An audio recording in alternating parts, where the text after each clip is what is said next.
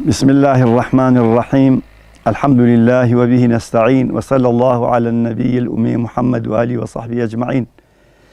خۆشەویستان، هاوڵاتیان، هاونیشتمانیان، بەڕێزان، سڵاوی خواتان لێوێت. لە ڕۆژێکی تری مانگی ئازاردا حەزم کرد چەند ڕێنمایی و چەند ڕوونکردنەوەیەک دەربارەی چۆنیەتی خۆپاراستن لەم پەتای کۆرۆنایە پێشکەش بە خۆشەویستانم، بە هاوزمانانم، بە هاودینانم بکەم. لەبەرەوەی وتاری جمعە نەماوە جارێ و لە مزگەوتەکانی شاجارجار لە پێشی نوێژەکان و پاشی نوێژەکانەوە ڕوونکردنەوەم دەدا بە ئامادەبووان. حەزم کرد لە ڕێگای ئەم لایڤ و ئەم ڤیدیۆیانەوە ئەو ئامۆژگاریانە بەردەوام بن لە خزمەت ئێوەی خۆشەویستدا. بە ناونیشانی پەتا کافر و مسڵمان ناناسێ. حەزم کرد بۆ ئەمڕۆ ئەم ڕاستیە بخەمە بەرچاوی بینەران و خوێنەرانی بەڕێز. یاساکانی ژیان دینار و بێدین و دەوڵەمەند و فەقیر و خوێنەوار و نەخوێنەوار و کەسدار و بێکەس ناناسن. جیاوازی ناکەن لە نێوان ژن و پیاودا. دەبێت قەناعەتمان بەوە هەبێت خوای باڵادەست بۆ ئەم دنیاە چەند یاسا و ڕێسایەکی داناوە. هەر کەس پەیڕەویان بکات گرە دەباتەوە، هەر کەسێکیش پەیڕەویان نەکات زیان دەکا. هەروەها مرۆڤیش یاسایان داناوە بۆ ژیان. ئەو یاسایانەش زۆر جار لەگەڵ یاساکانی شەرعە دەست لە ملانن، دژ بە یەک نین، وەکو یاساکانی هاتوچۆ، وەکو یاساکانی تەندروستی، وەکو هەندێک یاسای تر کە ئەمانە هەموو خزمەت بە مرۆڤ و مرۆڤایەتی ئەەکەن. بۆیە دەبێ ئاگامان لێبێ بۆ ڕێک و پێکردن و خۆشکردنی ژیان دەبێ پەیڕەوی ئەم چەند خاڵە بکەین و ئاگامان لەمانە بێ. یەکەم، نەخۆشی و پەتا کە بڵاو بوویەوە دەبێت خۆتی لێ پارێزی و ڕێکارە تەندروستیەکان بگریتە بەر، وەک پاک و خاوێنی و دوورکەوتنەوە لەو کەسانەی توش بوون و دەرمان و چارەسەری گونجاو بەکار بهێنی. پاشان پشت بەخوا ببەستیت و دڵنیابیت کە ئەگەر خوا ئیرادەی لەسەر نەبێت توش نابیت.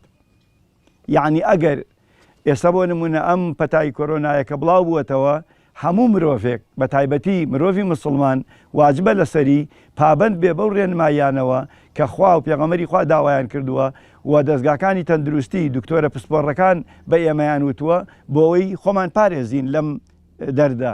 اینجا دوای ئەوە کە ئەوانەمان کرد پشت بەخوا دەبەستین و تەوەکولمان بەخوایە. دووهەم، بەڕێزان، 1000 ئایەتەل کورسی خوێنی و 30 جزمەی قورئانت لەبەر بێ و 1000 بیسمیلای بکەی، بەڵام پابند نەبیت بە یاساکانی خواوە لە خۆپاراستن و بەکارهێنانی هۆکارە شەرعی و تەندروستیەکان. دڵنیا بە دووچاری ئەو پەتا و نەخۆشیە دەبیت کە بڵاو بووەتەوە. دوو نمونەیەکتان بۆ ێنمەوە. دوو کەسمان هەیە شۆفێرن، سایقن، لە هەڵەبجەوە ئەڕۆن بۆ سلێمانی.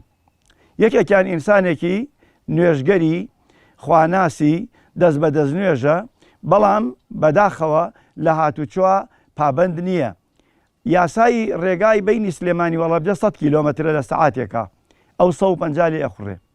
مۆبایلی بەدەستۆیە، مەشغوڵە، ڕادیۆ و تەجیلەکەی داگیرساندووە، ئەم لاکە ئەو لاکە. کەسێکی ترمان هەیە لەوانەیە لە عینی کاتە پابند نبێ بە نوێژ و تاعەت و دینداریەوە، بەڵام بەموو لە یاساکانی مرور لا نادا، لە 100 تەجاواز ناکا، لە ڕێگا مۆبایل هەڵناگرێ، بە سیدی و بە ڕادیۆی سیارەکەیەوە مەشغوڵ نابێ، قسە لەگەڵ نەفەرەکانە زۆر ناکا و ئەوانە، سیارەکەی مەزبوطە.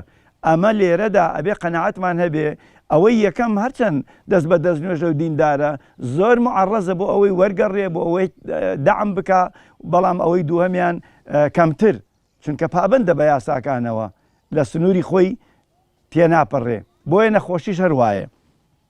سێم، لە هیچ شوێنێکی قورئان و هیچ فەرمودەیەکی پێغەمبەردا صلی الله علیه وسلم نهاتووە بڵێ بیسمیلایی بکە و قورئان بخوێنە و بچۆرە ناو ئاگر یا حەقری ئەلغام یا بڕۆرە ناو تاعون و کۆرۆنا.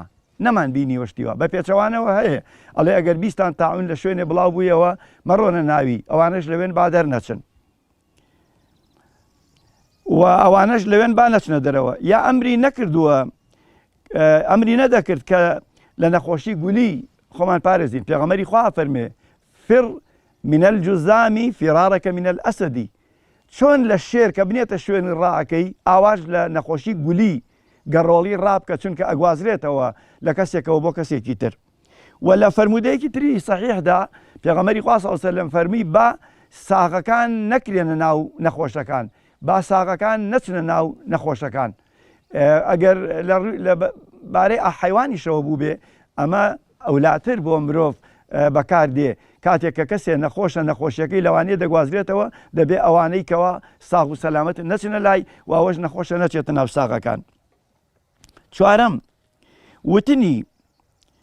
وتني حسبنا الله ونعم الوكيل وقل لن يصيبنا إلا ما كتب الله لنا.